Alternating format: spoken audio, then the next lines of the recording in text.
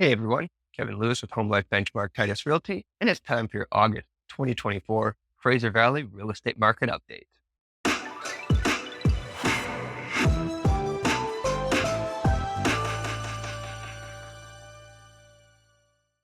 Today we're going to be diving into what's been happening in the Fraser Valley real estate market this past August 2024 and where things might be headed as we move into the fall. Spoiler alert, we're seeing some trends that you'll definitely want to keep an eye on. August is typically a bit of a slower month for real estate around here, and this year is certainly no different. In fact, August 2024 saw the second fewest sales of any month this year, second only to January. We had just 942 sales of all residential property types, which is 13% fewer than last month in July 2024, 15% fewer than August of last year, and a huge 30% below the 10-year average for the month. Now, not only were were total sales numbers down, but new listings also took a bit of a dip, down 21% compared to July last month. Interestingly, though, listings were 7% higher than they were last August and actually 10% above the 10-year average. This pattern of fewer sales and fairly normal number of new listings has been consistent for the last few months. But here's where it gets a little bit interesting. Our total inventory numbers actually declined by about 1% compared to last month, despite the higher than average number of new listings and the low number of sales. So how does this exactly happen?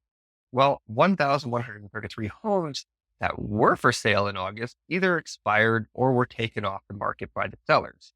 This is pretty common to see in this kind of a slower market when sellers' expectations just are a little bit too high and maybe they're hoping to get prices that they might have gotten back in 2021 before the interest rates came down. Now, those prices certainly will be back eventually. The big question just is when. So a lot of these sellers hoping to get these higher prices, their listings up there, they're making the active inventory look like it's bigger, but in a sense, if they're listing their home at an unrealistic price and they're not willing to sell it for the fair market value today, those listing numbers are a little bit misleading. And that's a really very difficult number to really break down into any statistical numbers. Now, if we dig a little bit deeper into the stats, it's actually starting to look like we might be headed towards a buyer's market.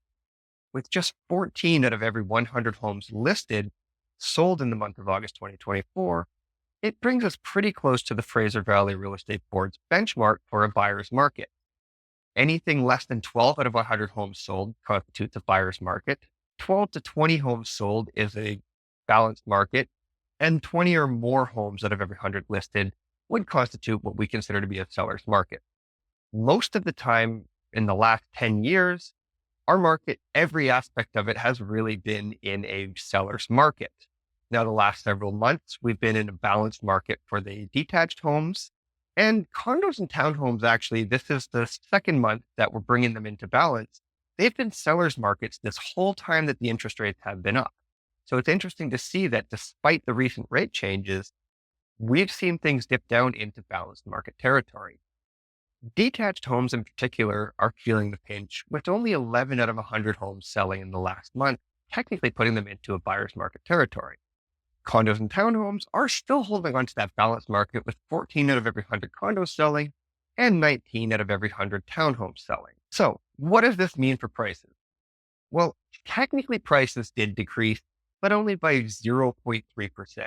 So while the data might suggest a buyer's market, to me, a buyer's market would show that prices are actively decreasing and there's very good deals to be had on homes that should be worth much more. We're just not seeing that activity. And that just isn't really the case right now. While we're not fetching the same prices we were back in 2021, homes are still selling for their market value and prices have just basically stabilized. To me, this is more signs of a balanced market, as typically, like I say, we would see prices declining and affordability becoming more affordable with those prices declining. And we're just not seeing that. Prices have stayed pretty level. We're really in a balanced market if we are going off of how things feel. Looking ahead, September is typically a more active month than August.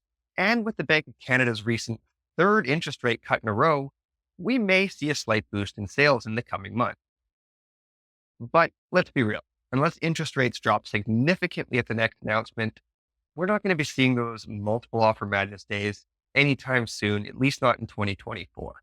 If interest rates do continue to fall, though, we may start seeing more activity come spring 2025. Buyers are holding out for more affordability, and lower rates could trigger that pent up demand. I know we said that last year and the year before, but it's still true. The amount of buyers out there who want to get into homes hasn't changed and they haven't disappeared. People still want to buy these homes. They're just waiting for them to become more affordable. So here's the $1 million question. If interest rates do drop, will prices go up? The answer historically is a big yes. Lower rates mean that buyers can afford more, which brings more competition to the market. More competition equals higher offers, which drives up prices. If that does happen, waiting for interest rates to come down might not be the best financial move. It could be smarter to buy now with higher rates and lower prices rather than waiting for lower rates and higher prices. If we buy in with these lower prices, yeah, you're going to be paying probably a similar amount monthly as you will be if you wait for those prices to go up and interest rates to come down. But the thing is, the interest rate's temporary and the purchase price, well, that's what you're paying. So if you're paying a higher number up front, there's less room to build equity. Whereas if you purchase now at a bit of a higher interest rate, but it's probably similar to the monthly payments you'll be paying if you wait a year, you have that chance to build that equity. And that equity is probably going to be greater than the amount of savings you'll have from the monthly payments being different. So with that in mind, if you are just buying or you're upgrading your property type, sooner might be better, but there's certainly not a massive amount of pressure coming from the market. And we're not necessarily predicting prices to skyrocket anytime soon. But of course, that could all change. And real estate market is always full of surprises and is not always the most predictable thing. Now, if you're just looking to sell and you're not in any rush to get that cash, waiting could certainly be a good move. Prices will eventually rise, but the big downside to waiting is that we just simply don't know when prices are going to go up.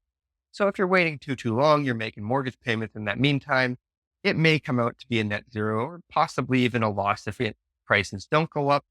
But I think most of us in the market are suspecting that we will see prices increase enough substantially over the next year or two to make it worthwhile to wait if you just don't need the money right away and you're just going to sell or downsize substantially.